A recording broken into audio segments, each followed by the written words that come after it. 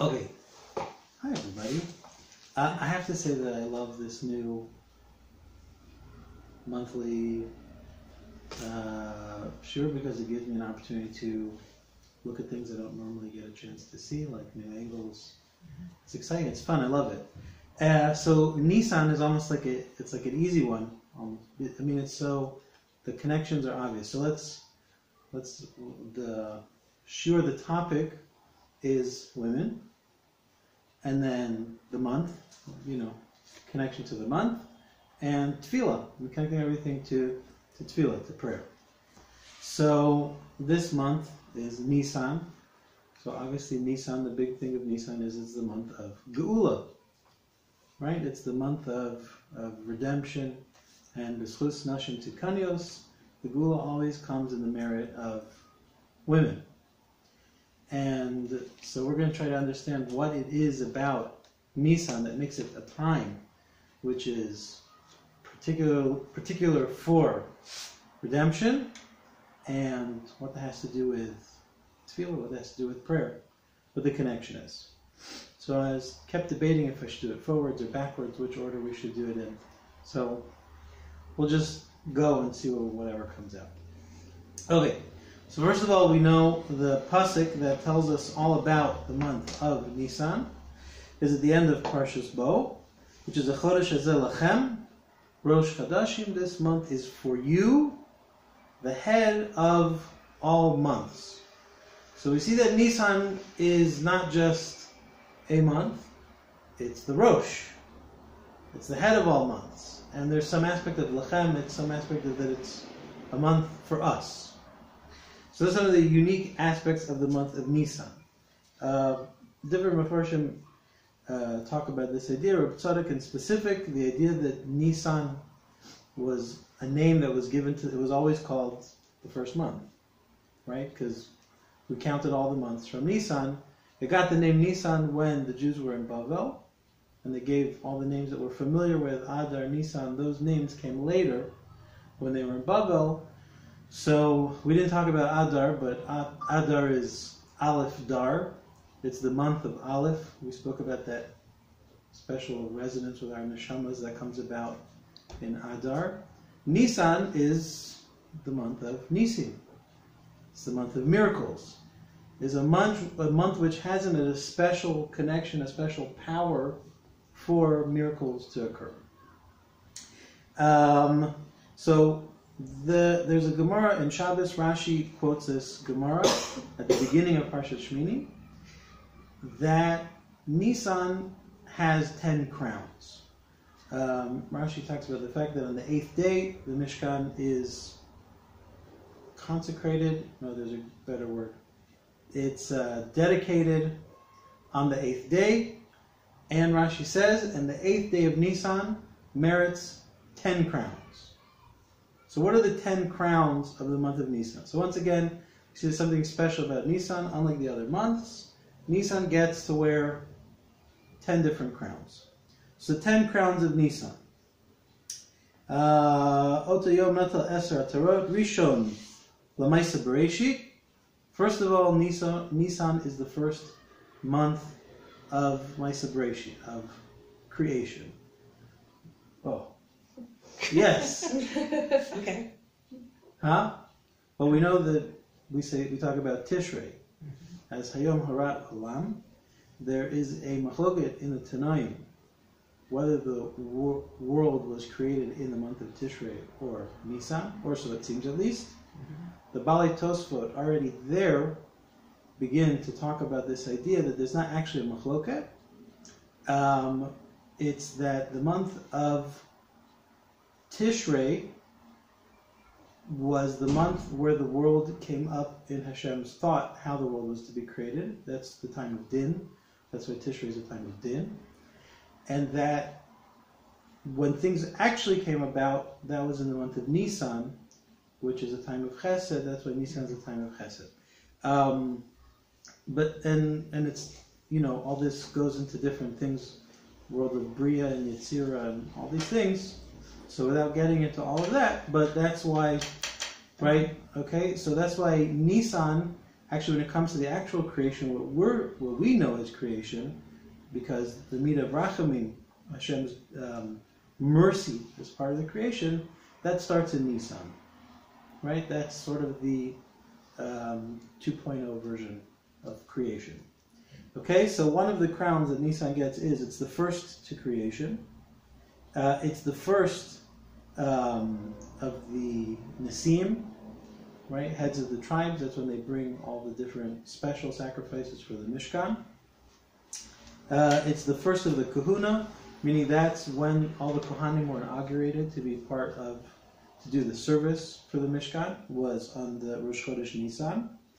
Rishon La'avoda, that's the first time we started officially the services inside the Mishkan. Rishon Le'yeridas Ha'esh, right, that's the first time the heavenly fire came down. Lechilas Kadshim, that the Kohanim ate Kadshim for the first time, special holy meat from the Korbanos, from the offerings. Rishon Lishchon Shechina, that Hashem's Shechina comes down. Levarches Yisrael, that the Kohanim bless the Jewish people. Isra Bamos, that's when it became forbidden to offer your own private offerings on altars. And Rishon L'Chadashim, and it's the first of months. Back to our pasuk, Chodesh Lechem, that it became the first of the months. Okay, so Nisan gets these 10 crowns.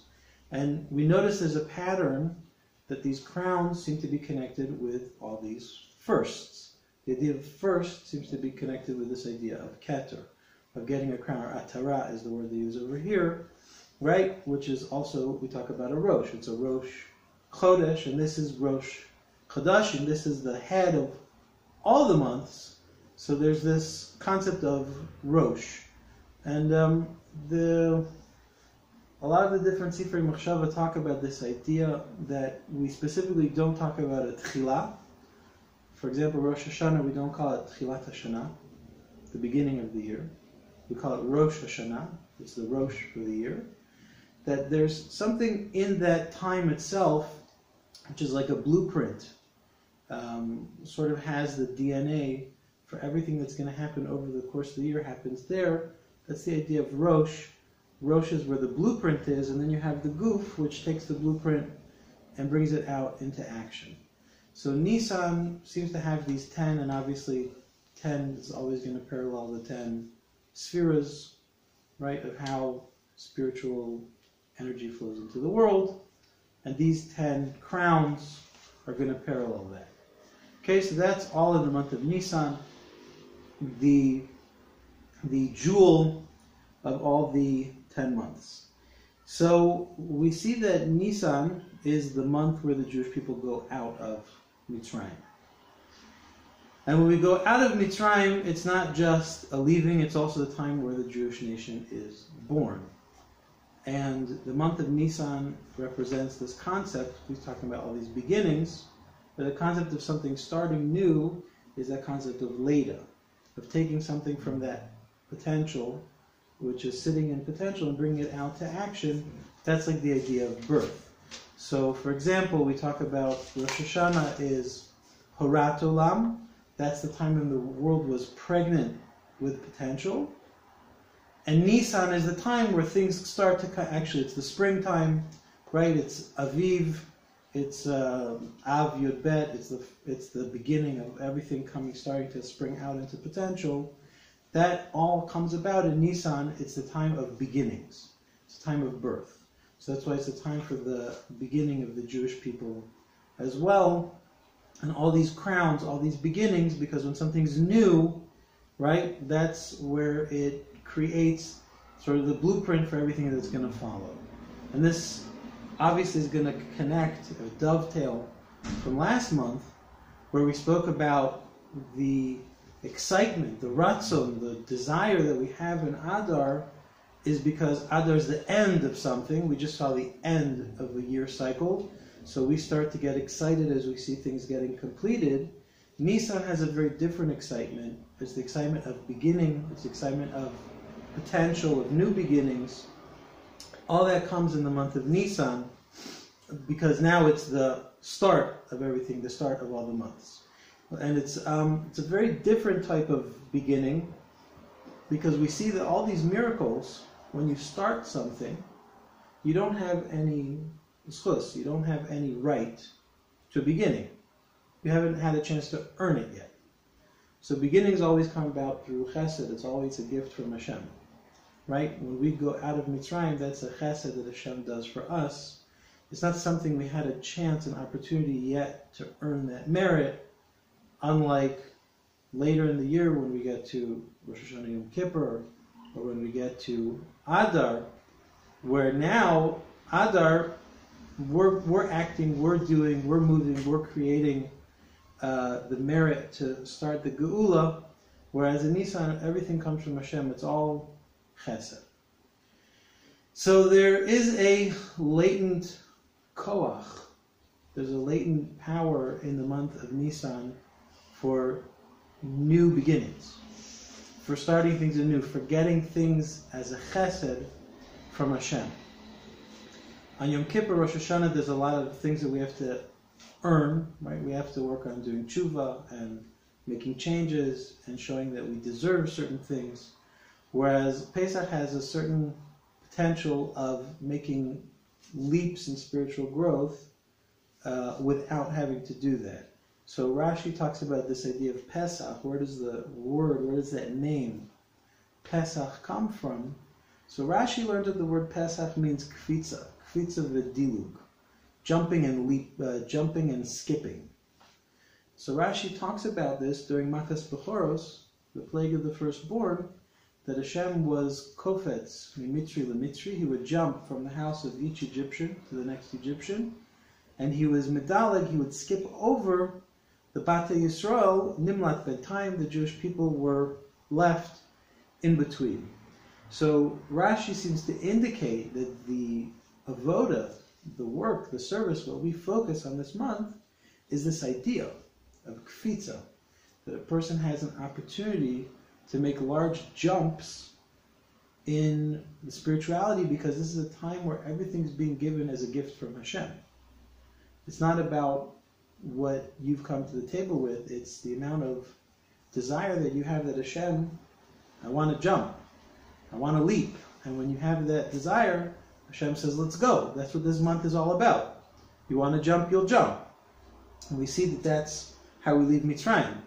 We jump out of there, we're on a level that's higher than we belong on, and then we have to work to try to get back to it, right, through our own efforts, the Sfiras Omer, up to Kabbalah Torah, till we receive the Torah, right? It's this idea that in Kabbalah it's called Mochen de Gadlus or Mochen de Katnus, that's having a big brain and having a little brain, that in Pesach you get to have a big brain because you can plug right into the motherboard, and then the rest, once you get the boom, the sort of spiritual growth that you're working toward, now through Mochen de Katnus, you go back through your own kalim, through your own tools, to try to reach back to that level that Hashem can gift you during this month of Nissan. Okay, so now the meat of what I sort of wanted to get to. There is a Gemara in Brachos, which is, it is what it is. Amar le Rabbi Ilah le'ula. Rabbi Ilah said to Ula. Now Ula, one of the great Amoraim, started in Eretz Yisrael, and he actually went over to Bavel. So Rabbi Ilah said to Ula, Ki ha'elta lahasam, when you get there, shall be shlama de Rav Bruna. Go around and ask for how Rav Bruna's doing. You know, you want to meet him. Achi, he's my brother. But Ma'adra Kol HaChavura, make sure to do it in public. He deserves to have all sorts of kavod. Why? The Adam Gadol do. Adam Gadol, who he's a great man. Rav Bruna's a great man. Now, what's so great about Rav Bruna? What did he do? Sameach b'mitzvos. He's very happy when he does mitzvahs. He loves mitzvahs. They make him very happy. And he gives an example. Zimnachada, one time, samach geula letfila. He connected geula to tefillah. Right? So we're referring to, there's a special mitzvah, like a hitter mitzvah that we have, to daven the brachos of Shema and say all the psukim all the way through to Shmona Esrei and not interrupt them. Because you don't necessarily have to be so much Gula Tefillah. A person could daven Shema separate from Shmona Esrei, or sometimes a person can daven Shmona Esrei, daven Kriya Shema afterwards. The way our tefillah is built, the way we set it up, and the way pretty much everybody davens it for the most part, is that we connect Gula L'Tefillah. So one time he connected Gula L'Tefillah, right? Either because of the bracha of Gal Yisrael, some say it's from psukim which are earlier. V'lo pasik chucha mipume kol hayom. The rest of the day he couldn't stop smiling.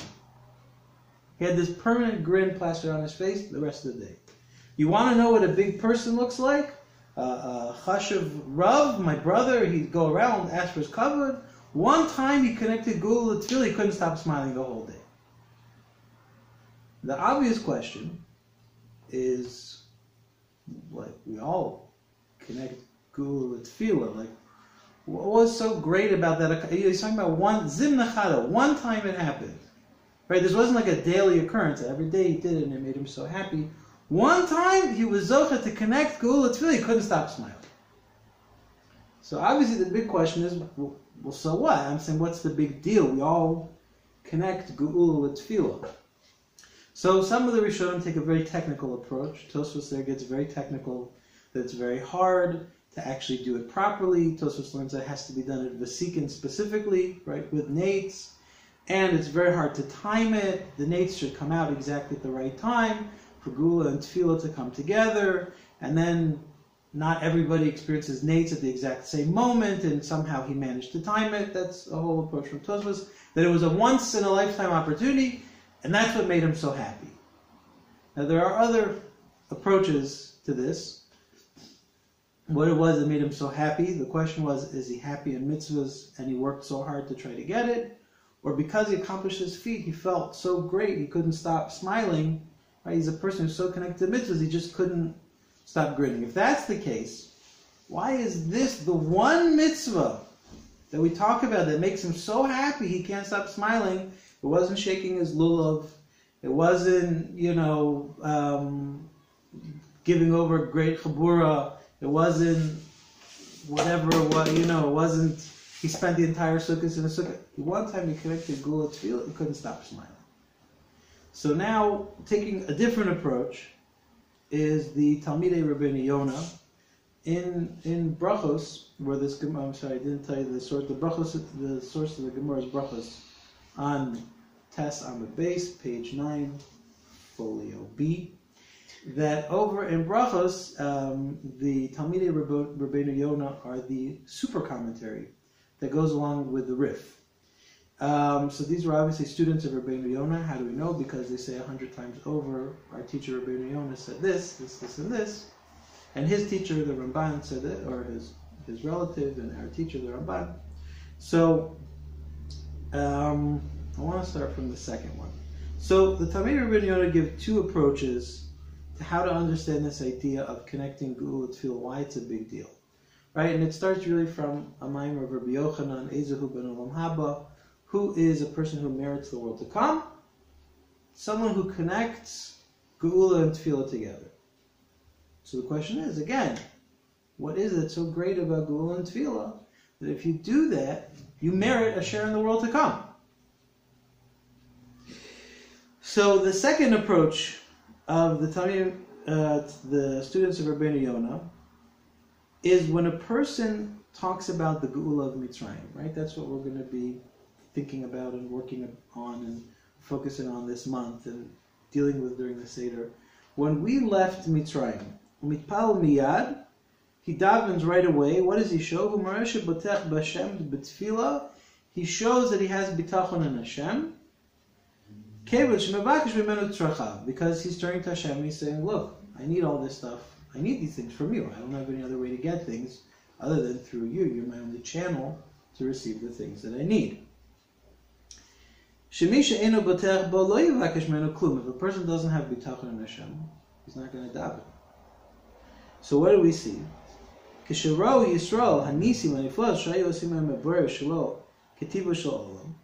When the Jewish people saw all the miracles in Mitzrayim, things that were far beyond the nature of the world, but chubo. That's when they started to build real bitachon in Hashem.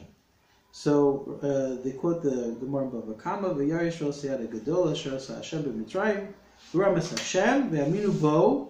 When they saw, right? That's the pasuk that tells us when they saw Hashem's great hand. That's when the Amunah started to develop. The kevan shemaskir achshav otu ha'geula, right? Now in Kriya Shema, we're talking about Yetzias Mitzrayim. That's everything that we're talking about. This aspect of Gula that Hashem took us out of Mitzrayim. So we're understanding that it's a strengthening. If we think about, right, like the Ramban speaks about at the end of Parshas Bo, that everything that happened in Mitzrayim wasn't meant to be, I'm trying to remember who this story is about. It's either about the Beis Halevi. I think it's about no, it's not about the Beis Halevi. I think it's about Reb Chaim Volozhin. There's a story about Reb Chaim Volozhin. He went to an inn, right? He was going from town to town, and as they often had to stop at inns along the way. And it happened to be that the innkeeper was one of his former students who had gone off the derech, went away from Torah mitzvahs, and they had conversation, and Reb Chaim was trying to understand, how is it possible? What happened to you? How did you go off the derech? Well, I'm sure he didn't use those words. And the innkeeper said, there's just one thing that always bothered me. Everything that we have is built around all these miracles, everything that happened. They left Mitzrayim, Hashem did all these NISSAN. Where are our NISSAN today? Right? Where are our miracles? How come we don't get anything? Right? If Hashem really exists, why is He not doing miracles for us every day? That was the question. So Chaim said, okay, you can tell when a person asks a certain question, there's not really an answer you can give. So at some point while Reb Chaim was staying at the inn, this man's daughter was going to be visiting.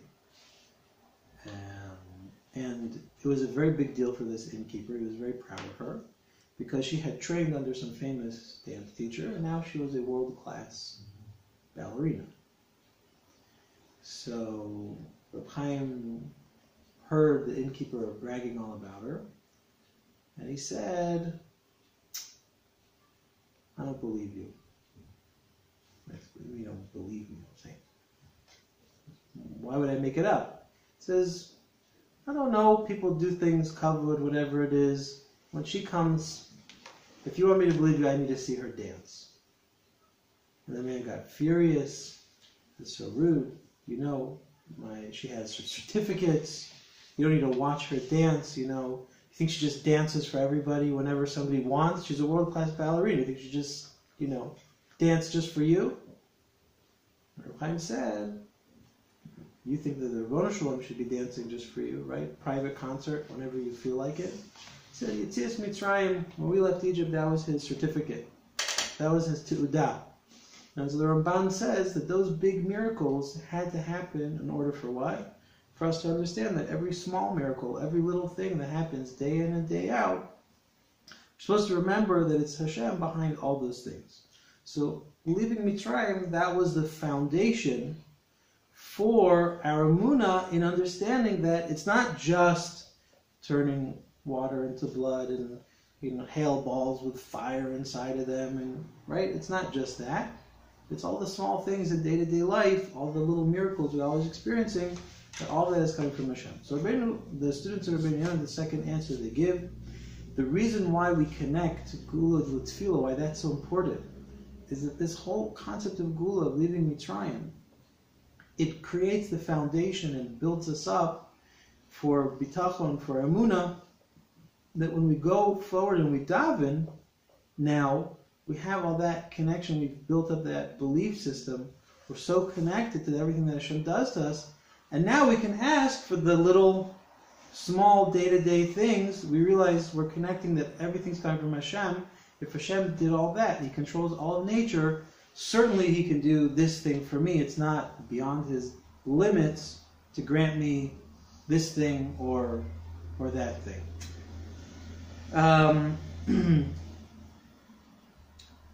Okay, good. So there is a nice also that the Ber Moshe adds this idea in a few different places in the Chumash, where he talks about that it's the understanding that there's a bigger Geula, right? The Geula that happens for the nation, and to realize that each person has their own private Geula that they're always working towards, or always striving for, which we'll talk about that in a second.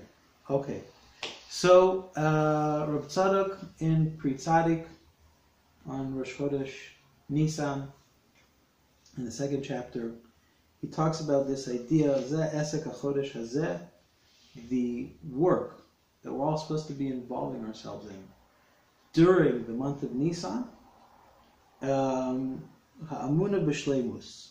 We're supposed to be working on making our Amuna more internalized, more thorough, connected, right? That is the work of the month of Nissan. And from there, Makabin Ol Malchuso, from there we move forward to realizing that everything comes from Hashem. Lahakir Shakol Hashem Yisborach L'lechet Achrei Hashem, right? The work of Nissan, everything we're doing during this month, is building, developing our Emunah, and then that way we can take that Emunah and we can connect it to Tefillah, we can make those requests, right? By understanding that everything is coming from Hashem. That's the first, really the second shot, which we're doing first, of the students of Rabbi Yonah. A person merits to the world to come when what? When he realizes that everything comes from Hashem, even all the small things. And that's typified by the person who's Somech Gula L'Tefillah, who connects Gula and Tefillah, because he realizes that all these big miracles that Hashem does for all the Jewish people is just to help me understand all the small miracles He's doing for me in my daily life. And then obviously that flows over not just into a person's Tefillah, but into everything a person does in the Avodas Hashem. Right? When we realize everything's from Hashem, then we're much more driven in our Avodas Hashem and everything that we do. Okay, now I want to go back to the first approach of the Talmidei Rabbi Yonah, which is going to, I think, really open up the floodlights on the whole concept over here of what this month, the avodah of this month, and how to connect it to is all about. So this one's a little bit headier, but quite when Hashem took us out of Egypt, it wasn't just that Hashem took us out because, it was like a bad situation and He wanted us out. And, okay, you guys are out, you're free. Go to the wild and do whatever you need to do. The reason Hashem took us out of Mitzrayim was Liota La'avadim, we're supposed to become Avadim to Hashem. As the verse says, Ki avdihem asher hotzesus ha'meretz Mitzrayim. They're my Avadim now. Why? They're my servants. I took them out of Mitzrayim, meaning I took them out of Mitzrayim to become servants to me. So we'll take a sidestep for a second. It's a very interesting thing that became very clear to me this month, looking through at some of the ideas in the Maharal in Gevuras Hashem, that the idea of Geula, we all think about what was the Geula. We left Mitzrayim, and then we received Torah, we came to Eretz Yisrael. That's the Geula. But the truth is that the concept of Geula actually stops at the moment when Hashem takes us out of Eretz Yisrael, out of Mitzrayim. That was the Geula. We were in a shivud, we were enslaved, we were confined, we were restricted by Mitzrayim, and Hashem wanted to get us out of that. So the Geula is leaving Mitzrayim. And then that's it. Meaning to be away and free from Mitzrayim is the concept of Geula. To lose all of that shiabud, all those ties, all those connections. But now what? Because Geula brought us to a neutral place. Now that we're in that neutral position, where are we going? What are we doing?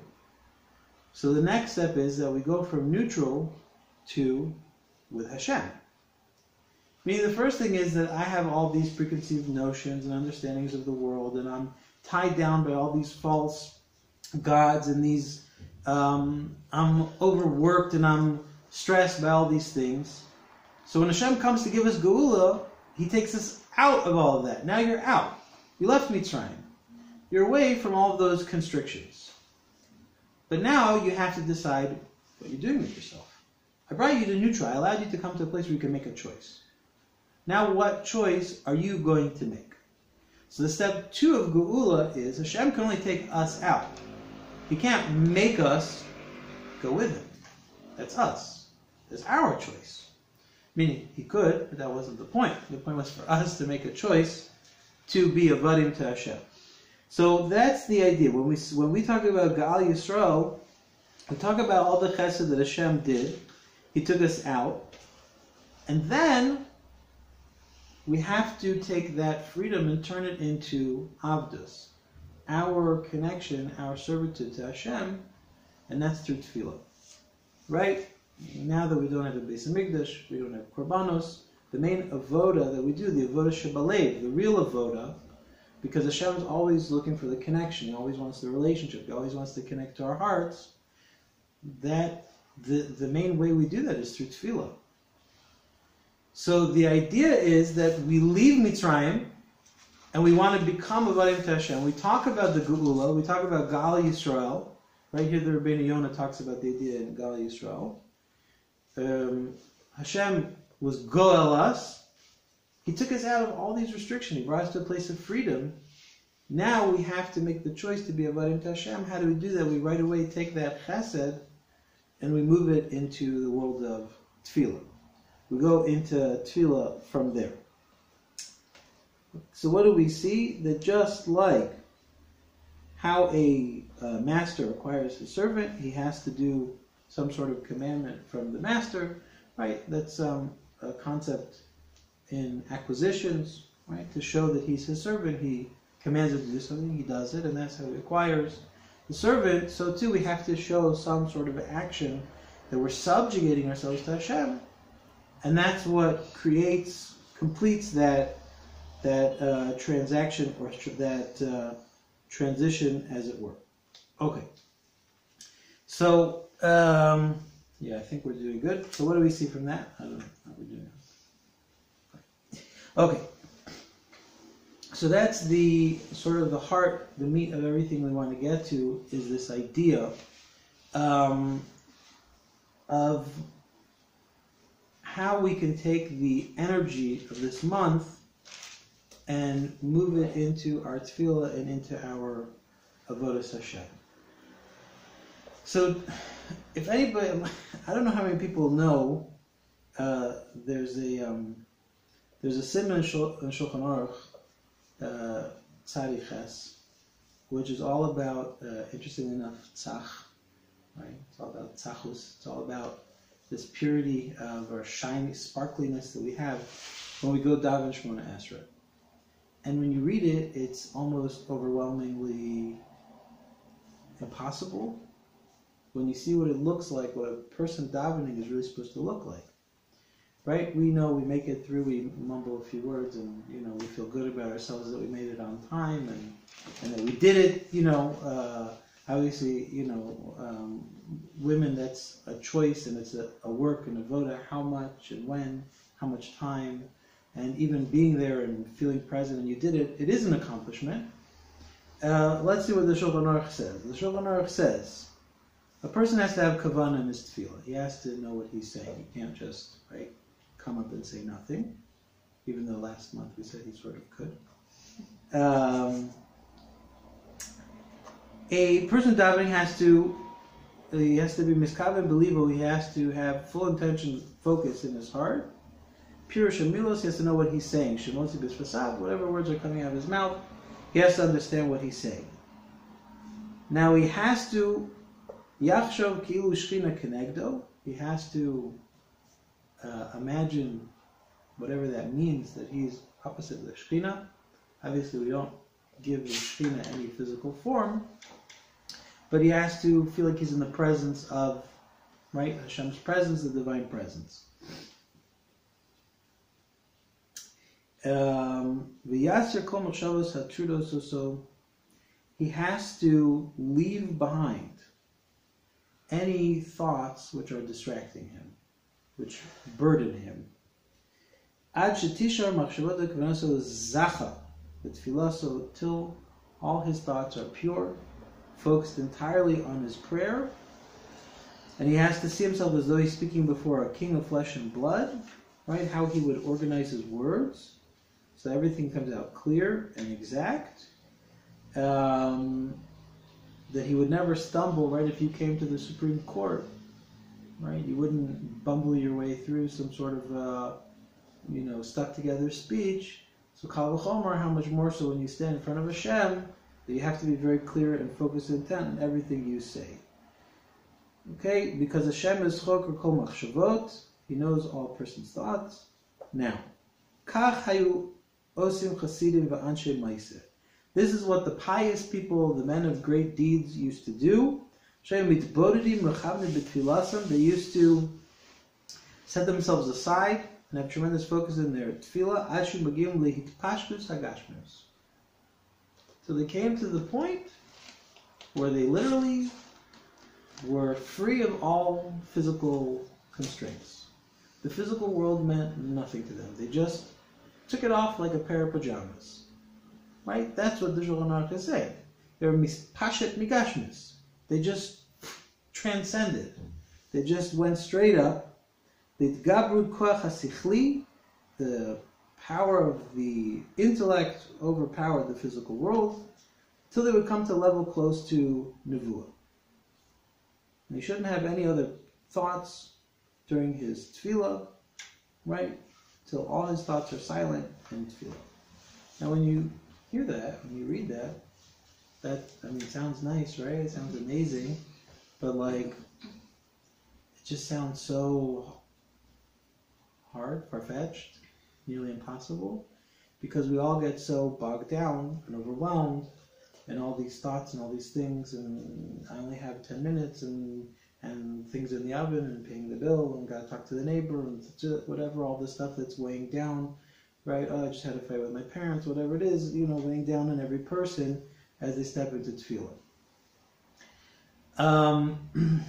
So this idea of Geula is actually a pretty remarkable one, that we need to move from the world of the Jewish people, and we have to make it a personal process and journey that we are taking.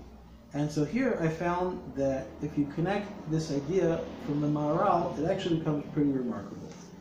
Now, the Maharal's whole approach to Geula is pretty mind-bending, because he said it several hundred years before Einstein started talking about the theory of relativity, and yet there's so much about space-time and the relationship between the two of them, and even concepts like the speed of reaction time, how things work, which, the Maharal was already 200 years ahead of Newton, but really he was 400 years ahead of him, because he was talking like Einstein when Newton wasn't yet there.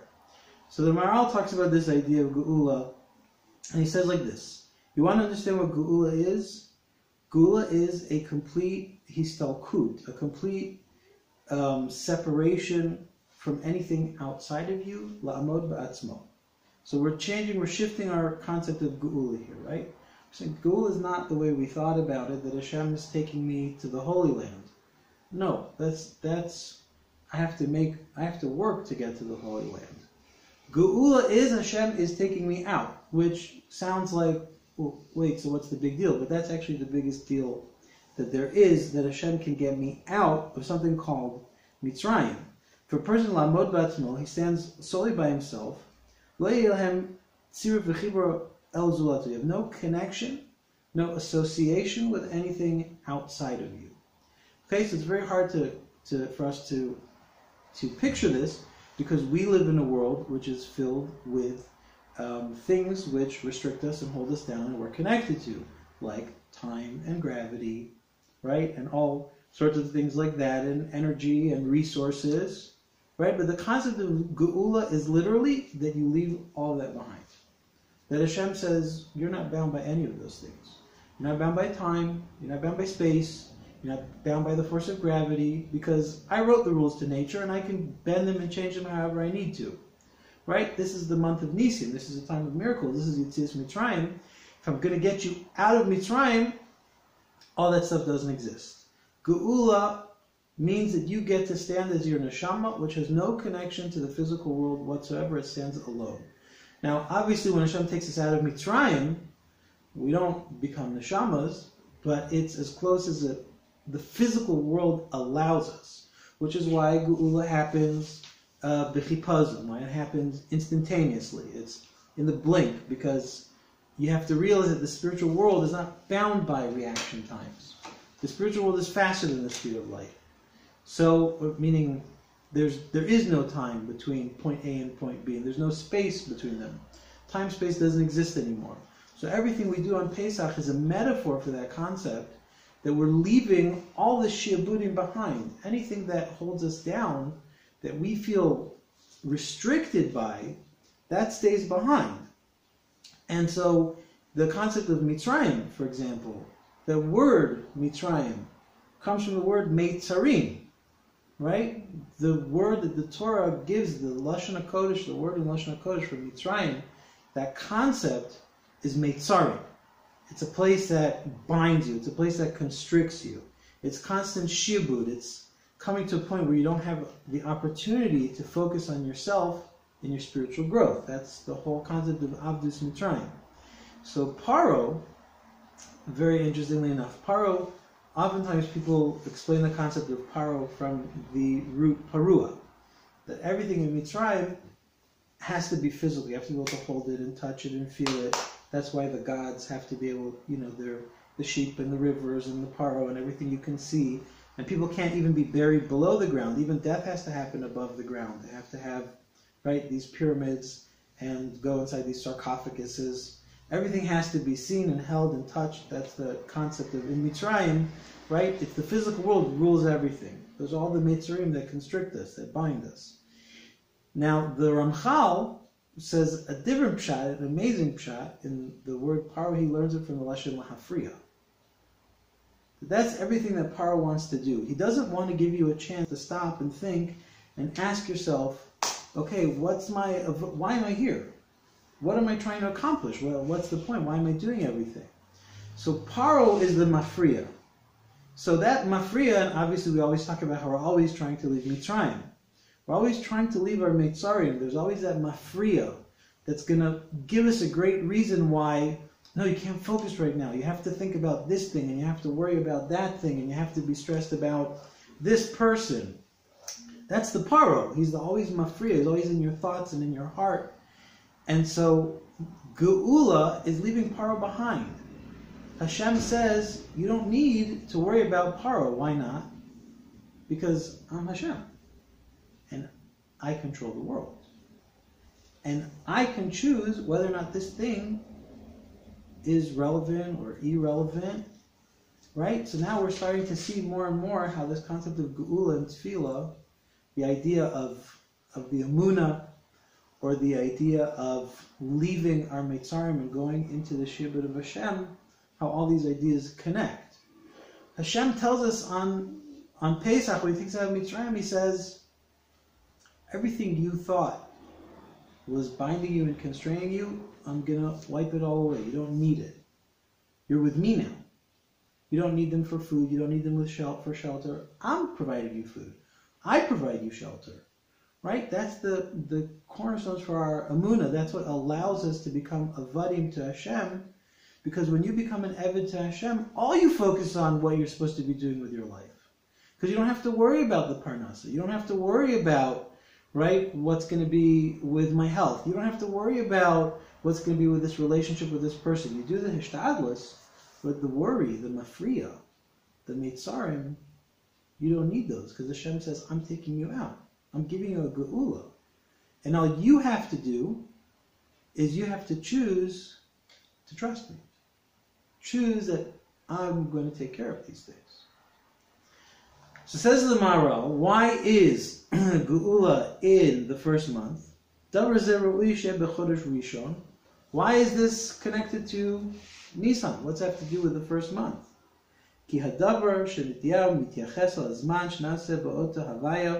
Right?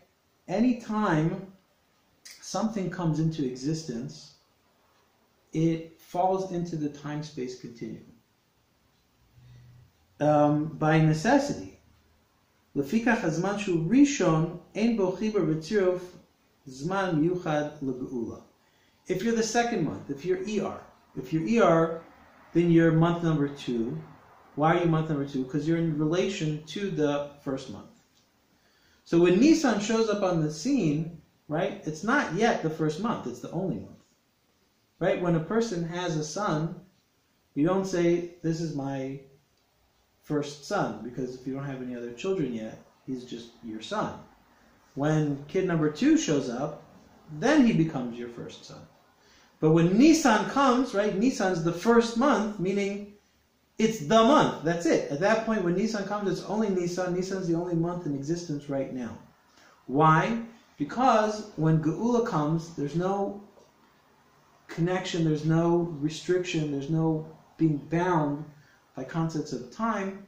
So that's why Nissan is the first month. That's why Nissan gets all the crowns, right? Because when you're first, you have the ability to do things which are way above and beyond the natural course of things.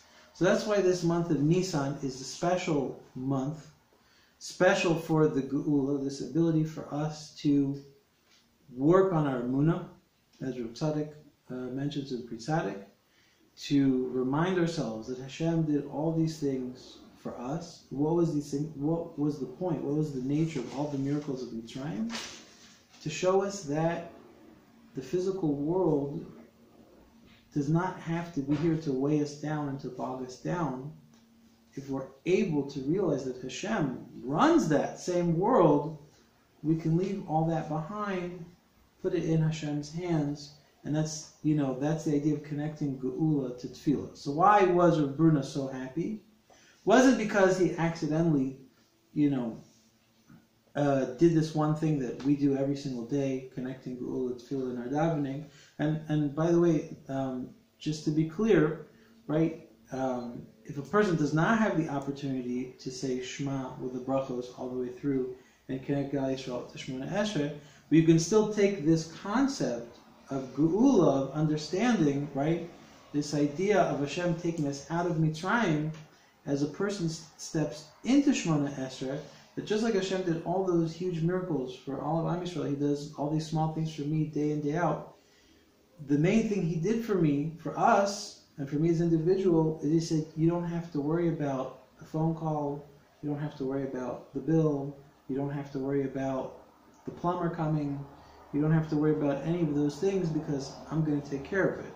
When a person does that, they can step into Shemona Esrei with the appropriate kavana of standing before Hashem, that hispashtus that the Shulchan Aruch spoke about, just stripping away, peeling away all those worries and all those stresses, letting them all go, because not because I'm transcending the world, right? Some sort of a Buddhist different take. No, because Hashem said, that's on me.